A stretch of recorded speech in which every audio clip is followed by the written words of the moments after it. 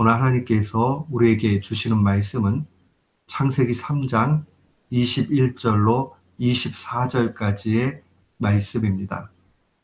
창세기 3장 21절부터 24절까지의 말씀, 우리 같은 마음으로 주의 말씀 봉독토록 합니다. 여호와 하나님이 아담과 그 아내를 위하여 가죽옷을 지어 입히시니라. 여호와 하나님이 가라사대 보라, 이 사람이 선악을 아는 일에 우리 중 하나같이 되었으니 그가 그 손을 들어 생명나무 실과도 따먹고 영생할까 하노라 하시고, 여호와 하나님이 에덴 동산에서 그 사람을 내어 보내어 그의 근본된 토지를 갈게 하시니라. 이같이 하나님이 그 사람을 쫓아내시고 에덴 동산 동편에 그룹들과 두루 도는 화영검을 두어 생명나무의 길을 지키게 하시니라. 아멘. 저는 오늘 본문 말씀을 통해서 하나님의 한결같은 사랑이라는 제목으로 주의 말씀을 선포하도록 하겠습니다. 하나님의 사랑, 그 사랑은 우리 인간들이 하는 사랑과는 매우 차원이 다릅니다. 그래서 하나님의 사랑을 일컬어서 아가페 사랑이다, 조건 없는 사랑이다, 끝이 없는 한없는 사랑이다 라고 그렇게 이야기합니다. 아가페 사랑, 조건 없는 사랑, 한이 없는 사랑, 이것을 한마디로 이야기하자면 인간의 타락에도 불구하고 끝까지 사랑해 주시는 그 사랑을 의미합니다. 우리가 이미 살펴봤지만 타락으로 인해서 창세기 3장에 보면 하나님께서 아담과 하와에게 형벌과 또한 사명을 주시는 것을 보게 됩니다. 그 형벌이라는 것은 아주 인간으로서의 최소한의 대가 지불입니다.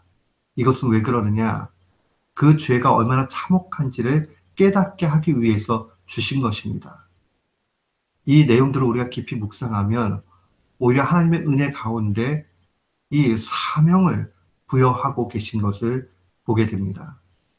여자가 출산의 고통을 더해서 그 고통을 느끼게 하심은 죄가 얼마나 참혹한지 그것을 깨닫게 하기 위한 교육적 효과가 있다 분명히 봤습니다. 또한 죄로 인해서 하나님의 마음이 얼마나 찢겨지고 아프신가 하는 것을 알도록 그렇게 출산의 고통을 더해주신 것 보게 됩니다. 또한 에덴 동산에서 수고함 없이 먹을 수 있는 것을 이제는 수고함, 노동을 통해서 얻게 됩니다. 그것은 바로 하나님께서 우리가 피조물이라는 사실을 알게 하시는 의도가 있는 것입니다. 그런 의미에서 우리는 이 사명, 출산할 때 고통을 느끼는 것과 또한 수고함이 필요한 모든 것, 이 수고를 통해서 하나님의 은혜를 더욱 보게 됩니다. 이 하나님의 한없는 사랑은 이 내용뿐만 아니라 오늘 본문에 나와 있는 대로 가죽옷을 지어 입혀주신 데에 또한 있습니다. 우리가 잘 알지만 타락 이후에 아담과 하와는 자신들이 벗고 있음을 알고 부끄러워했습니다. 그 부끄러움을 가리기 위해서 무화과 나무 잎을 엮어서 옷을 만듭니다. 7절 말씀에 보면 그들이 무화과 나무 잎을 통해서 치마를 만들어 입었다라고 증거합니다. 이 무화과 나무 잎을 엮어서 옷을 입었다는 것은 일시적인 가림만이 되는 것이죠. 근본적인 대책이 되지 못합니다. 이 나뭇잎이라는 것은 말라지기도 하고 결국은 온전히 그 부끄러움을 가릴 수 있는, 다른 말로 이야기하면 죄의 문제를 해결할 수 있는 그러한 도구가 되지 못합니다. 그러나 오늘 본문에 하나님께서 입혀주신 가죽옷, 이것은 바로 근본적인 대책이 됩니다. 이 가죽이라는 것은 하나님께서 변함없이 우리를 사랑하신다는 것을 내포하는 것이고, 결국 이것은 예수 그리스도의 십자가를 예표합니다. 우리 히브리서 9장 22절의 말씀에 보면 율법을 따라 거의 모든 물건이 피로써 정결하게 되나니 피 흘림이 없은즉 사함이 없다. 죄 사함이 없다라고 증거합니다. 피 흘림이 없으면 사함, 죄 사함이 없다. 이 의미는 무엇입니까? 결국 예수 그리스도의 십자가의 죽으심에 그 일이 있지 않고서는 결단코 사함이 없다는 겁니다. 구약에는 가축을 통해서 그 가축의 피를 통해서 죄사함을 우리가 예배하면서 얻었습니다. 그러나 이제는 더 이상 그게 필요 없지요. 단 한 번에 완벽하게 드려진 십자가의 그 제사를 통해서 우리는 더 이상의 피 흘림의 구약의 제사는 필요가 없습니다. 다만 예수 그리스도의 보혈, 그 피를 믿는 믿음으로 우리는 완전히 구원을 받게 됩니다.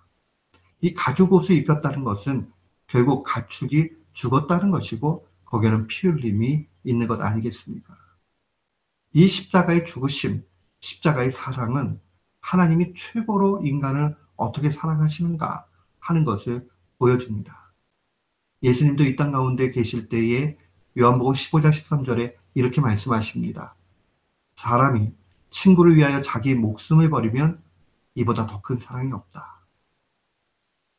하나님께서 이 땅에 육신의 몸으로 입고 오시고 또한 예수 그리스도께서 우리 가장 가까운 곳에서 또 우리를 친구 삼아 주시고 또한 그 친구 되신 예수님께서 자신의 목숨을 친구를 위하여 내어주신 것, 최고의 사랑을 보여주셨다는 것을 우리는 분명히 압니다. 가죽 옷을 입히셨다는 것은 하나님의 큰 사랑의 표현입니다.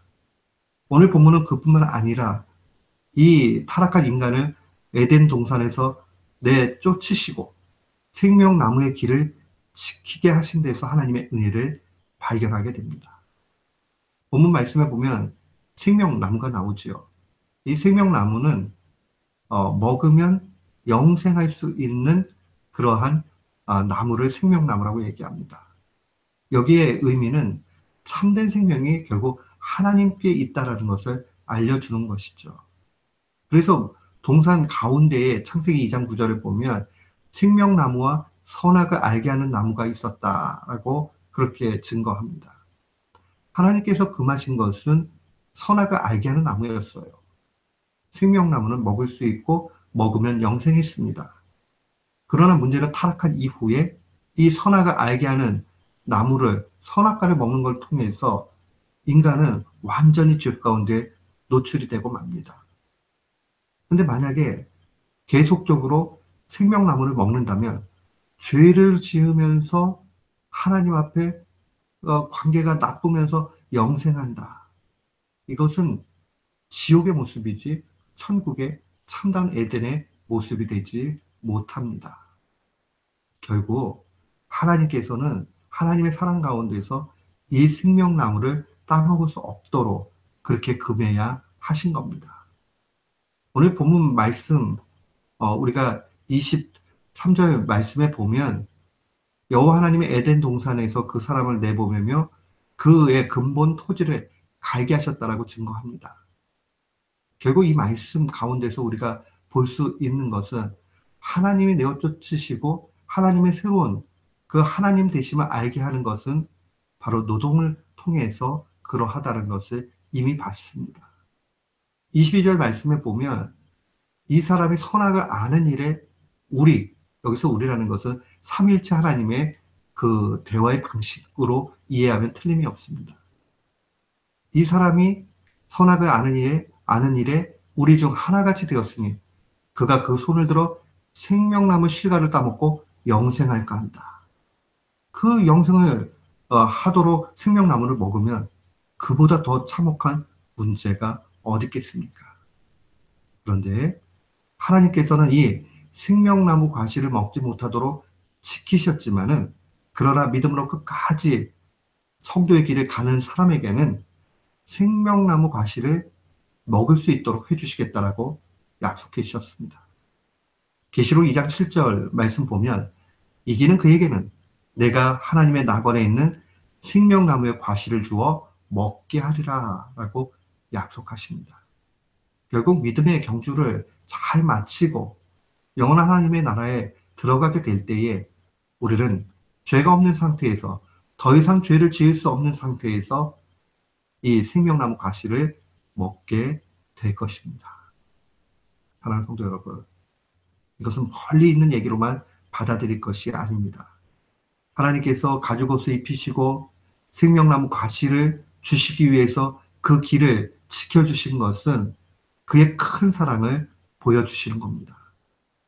따라서 오늘도 우리가 이 땅 가운데서 살아가면서 하나님은 인간의 연약함, 타락에도 불구하고 한결같은 사랑으로 이끌어 주신다. 그 사랑을 바라보면서 힘있게 살아가야 하겠습니다. 영생의 길을 만들어주시고 또한 이끌어 주신 그 하나님을 묵상하면서 우리 오늘도 힘있게 주님 앞에 살아가야 될 줄을 분명히 믿습니다. 이 사실 기억하면서 오늘도 주 안에서 승리하는 귀한 교우들 되시기를 주님의 이름으로 축원합니다. 아멘.